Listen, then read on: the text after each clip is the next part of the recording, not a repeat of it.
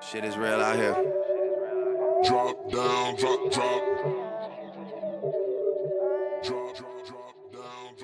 Guys, welcome back to my channel. So in today's video, I'll be showing you my skin prep before my foundation, my conceal, contour, and highlight routine for this flawless application, honey, because we have to start 2018 off with a big jump. Like, girl, this is very beginners friendly. My main tool that I used was my Real Techniques beauty blender, which of course is dirty now, and a Real Techniques brush and a e.l.f. brush.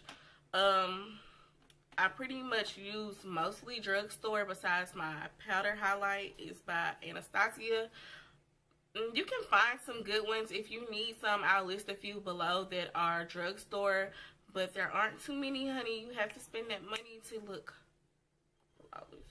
Yes. So 2018, you know, drink your water, mind your business. We're gonna pray that the stomachs get flatter, the ass get fatter, all of that good stuff. And I hope y'all enjoy my video. Please like, comment, and subscribe. Follow me on all my social medias. They'll be listed in the description bar, and all the products that I use also. So thank you guys for watching, and see you later.